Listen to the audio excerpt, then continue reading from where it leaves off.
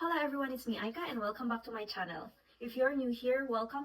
I am a US registered nurse and I did all my journey starting from NCLEX application to being directly hired here in the USA, DIY or do it yourself. If you want to know more about that journey, you can just browse my YouTube channel and just watch whatever is applicable to you if you are an aspiring USRN.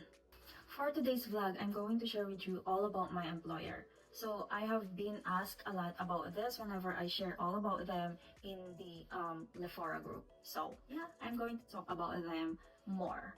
But actually, I've already made a part 1 of this. It's all about my USRN employer. So if you have time, browse that first, watch that, and then come back here.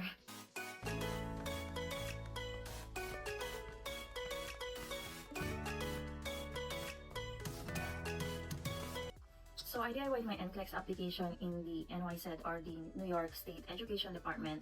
I took and passed the exam in March 2022, and then the same month I started job hunting. But I got a target in my mind during that time. I was looking for a direct hire employer. It's because I've already watched a lot of videos regarding staffing agencies versus direct hire employers. Actually, my sister is already working as a registered nurse here in the USA during that time, but she recommended that I do employer shopping first before I finalize my decision. And then she referred me to her employer, and that is the start.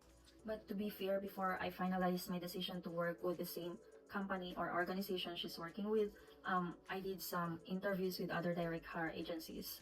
So the same month, March of 2022, I am already in touch with the recruiter, and I have 2 facilities in my mind. The first one is a facility that is close to the facility where she's working.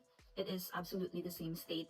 And the second one is in Maine. That is the facility where I signed for, by the way.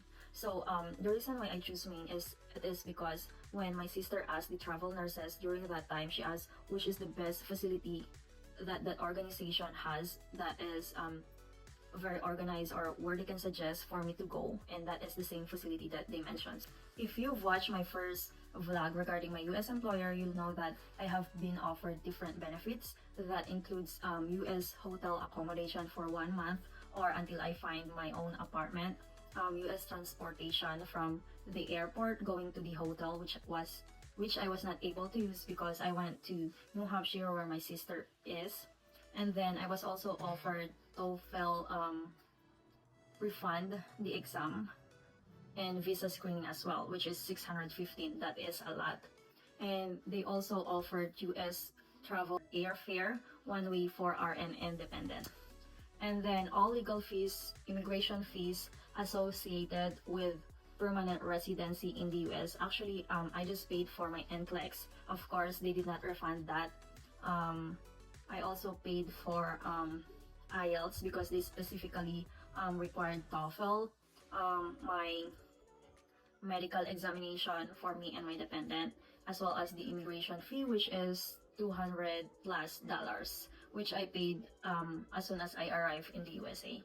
So in their email, they provided a welcome packet. So that is basically all about the town or the city where I will be working. They provided different information like history, places, foods. It is kind of introduction of the place.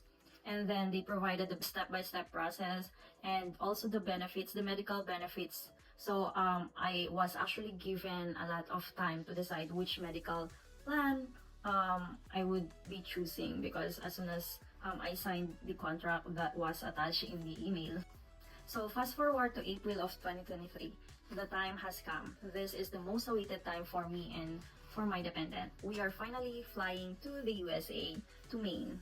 As I've mentioned, they're the one who will be paying for my airfare as well as my spouse airfare. So I requested if it is possible for them to book a flight from the Philippines going to New Hampshire instead of Maine. It is because I want to spend time, at least 2 weeks, with my sister.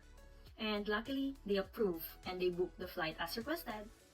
So I spent 2 weeks in New Hampshire in my sister's place. And while I was there, they conducted series of like kind of meet and greet but online with me and the admin as well as the DON in the facility where I will be working. And also while I was there, I started my endorsement, my license endorsement from New York State to Maine State. And because I just arrived to the USA, I still don't have my SSN and green card during that time. But the main state have this what they call temporary license. You can still process your license endorsement even if you don't have your SSN yet. They will give you like 90-day period for you to submit your SSN as long as you declare that you are residing in Maine. And so because of that too, I have difficulties opening a bank account as soon as we arrive. So we waited for some time, as well as the credit card. So going back, in April 2023, we arrived Maine. So the hotel address was forwarded to me, so we just went straight there and they were waiting for me. Actually, the check-in time is 3 o'clock, but the hotel staff is just so nice that he let us stayed even if we arrived there at 11 in the morning. So 11, 12, 1, 2, 3, 4 hours. They were so nice, and I'm very thankful that I started my USRN journey in Maine. To describe our hotel accommodation, it's actually like a 1-bedroom apartment. We have a tiny space, living area, dining area, kitchen with bar countertop. We have our own refrigerator with freezer, microwave, 4 burners with oven, dishwasher. We have a bathroom with bathtub, shower, name it. And what I like most about it is that we are able to cook our own food inside, and it is located at the heart of the city. So we have grocery stores accessible, shopping areas, restaurants, and everything. And also, I forgot to mention that we also have washing and dryer within the same building. So we don't have to worry about washing our clothes. So I updated my recruiter that I'm already in Maine. And so she asked me to list the important groceries and important necessities that I will be needing during the first month in that hotel. So I listed like basic grocery stuff, and I included skillet as well as rice cooker, because you know Asian can't live without rice. To my surprise, the administrator of the facility where I am gonna be working with brought those requests that I just listed. So the same day I got the delivery from our administrator. How amazing is that? That is just unbelievable for me. Like, can you imagine the head of the facility where I will be going to work just delivered my wish list? And she also gave me like a welcome card. Oh my gosh, I feel so welcome. I feel so important, to be honest. And then the following day is my first day of work. So I need to report to my facility, but actually the area where I am going to be working does not have like public bus transportation because it's just a very small town. And while I don't have my rental car yet, the DON, or the Director of Nursing in our facility, came to pick me up personally. Oh, that is just so amazing again. Like, that happened like 2 to 3 times because, you know, I still don't have my car rental. By the way, I think it's worth mentioning that I have already ordered my car. I already had my Autoloan process when I was still in the Philippines, like weeks before I flew to the USA. It's because I know that we don't have like a good public transportation in the area where I will be going. I knew that it's like outskirts of Maine, so it's very important to have your own vehicle. Although I have some regrets, but I think it's still a good choice. Like, having nothing is worse than applying for an auto loan that early. With the help of one of my coworkers, who is also a Filipino, we are able to get my car rental. So the car rental is actually a part of the auto loan service that I have availed for, so I don't need to pay extra for that. And I use my driver's license in the Philippines to, like, you know, temporarily. And since I'm just temporarily residing in the hotel, I use my facility's address as my mailing address. So, for instance, whenever I applied for a bank or something like that, I use the facility's address. And I know that it's gonna be safe because the facility is just a small facility and we know each other. Actually, I can also use my hotel address, but I just feel like it's more safe to use the facility's address. So in my proof of residency in my license endorsement to Maine, I use the facility's address. But as soon as I found my apartment, I updated the BON. So if you're just new in the US and you're not sure what address to use for your mailing needs, you can ask your facility if you can use their address. This way, you're sure that you're gonna be receiving all your mails. Moving forward, actually my employer have a relocation agency partner, so they are the one who are responsible for my moving needs, like looking for an apartment, opening a bank, obtaining a driver's license. So I have a moving representative. And right on my first day, actually not on my first day, I was still in the Philippines and she's in contact with me. When I'm still in the Philippines, the relocation representative keeps sending me links to the available apartments in the area, and she also gave me like a heads up saying that spring, summer, peak season, and usually the area is saturated or the apartments are all unavailable as they are all filled. So she kept on sending links as much as possible, but it's because I want to see the place personally. So I was undecided. And then we arrived Maine, and we mentioned to the hotel owner and manager that we are looking for an apartment. And luckily, they have an available studio type. I informed the Reloc representative and she came to check the place. She took pictures to make sure that everything is well functioning and it is a good place. So yeah, when we decided that we want to stay on that studio type apartment that has been offered to us and has been checked by the relocation representative, all the paperwork has been set up. Actually, they were responsible for paying the first month rent as well as security deposit. So we're all set with that. I paid nothing for that.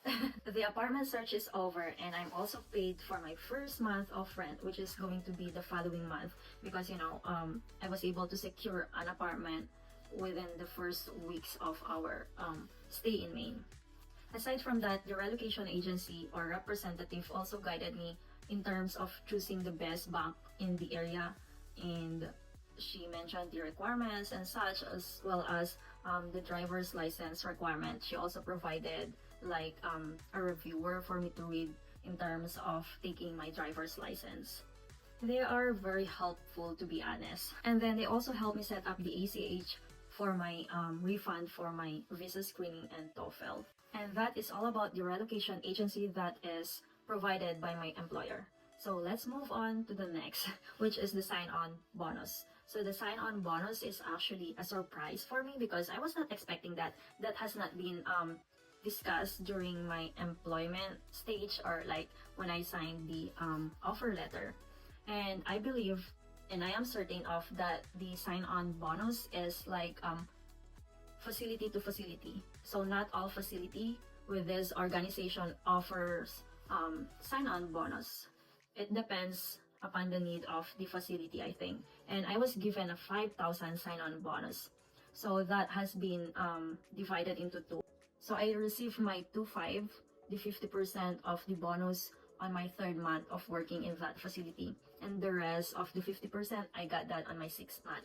I would just like to clarify that the sign-on bonus is actually from the facility and not from the organization itself. Because, I've been asked, like, I'm also from this employer, but I did not have a sign-on bonus. So yeah, it depends upon the facility where you are going to be assigned or working with. So make sure to ask that. So let's move on to the working itself. It's my first time working in a skilled nursing facility, so I have no idea what's going on inside that, what are the rules, what are the duties and responsibilities, and also I have no idea with their electronic health record, the PCC. And good thing is I was able to learn that through a preceptor, a very dedicated preceptor, and I'm so thankful. Aside from that, I have a positive culture. Like whenever I'm not sure about anything, I can always ask other nurses. So I can call them through the phone and I can go to other units to ask from them, and they will be like, are you okay? Do you need help? They personally come and ask if I need help. So I'm just very thankful that I've started my journey as a USRN in Maine. They are very approachable. They are very nice. Like I have nothing but positive words for them. So I've started my working shift as a morning shift because, a lot to learn in this facility and you can only learn through day shift. I mean, there are also learnings at night, but most of the activities occur during the day. So I choose to have my shift 7 a.m. to 7 p.m. And then we have a guaranteed 36 hours of working in a week. And we have a lot of options to pick up extra shift if we want. We have a differential, evening differential, night differential if you work nights, weekend differentials, and we also receive time and a half payment during holidays. We have supplemental bonus. If you work extra shift, they offer you another bonus on top of your hourly pay. We have wound bonus, retention bonus, like we have a lot of bonuses.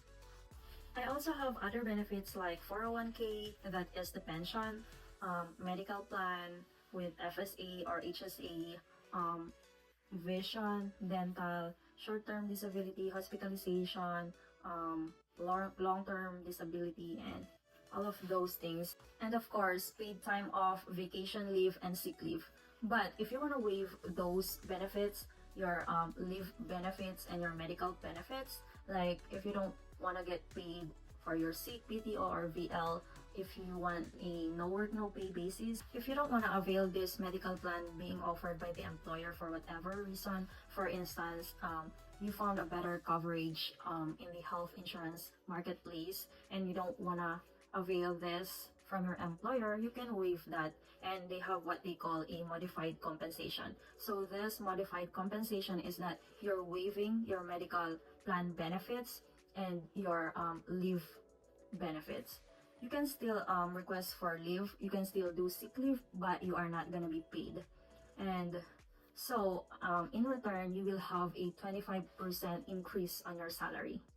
So that is what they call the modified compensation benefits. Girl, of course, you're not gonna waive your VL, PTO, or sick leave for no reason. You're gonna waive that because you will have an additional 25% in your base hourly rate. Alright, that is what they call mod comp or modified compensation. So that is all about my employer. I can say that I'm very thankful that they are the one who sponsored me, and I mean, my transition from the Philippines to here is really smooth because of them, and I have nothing but positive words for them. Although I know that they're not perfect at all, there are still rooms for improvement, but still, they are more positive than negative. And to be honest, if ever I was tempted to buy out my contract from them, it's not them, it's me. It's because this skilled nursing facility thing is a brand new experience to me. And you know, the adjusting phase is the toughest of all. Like, I have mixed emotions. I'm missing home and I'm not sure what I'm doing in this. I'm not sure if I'm doing it right, you know. So sometimes it's the emotions within us nurses that makes us think about buying out. But if you're able to like convince ourselves that we can do it, we are able to get through it. But of course, not all employers are the same. So to avoid this situation, make sure you choose your employer. You review your contracts before signing, review your benefits, review everything. Because it's really hard to come here in the US not knowing what is what, who is who. Especially that it's easy to like sue everyone here. So yeah, just make sure you read your contract. That's all. If you're waiting for me to drop the name of my employer, I'm not gonna drop the name of my employer. It's for their privacy.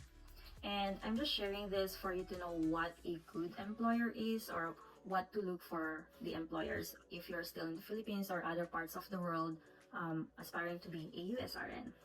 Anyway, I moved out from Maine and I'm now in New Hampshire.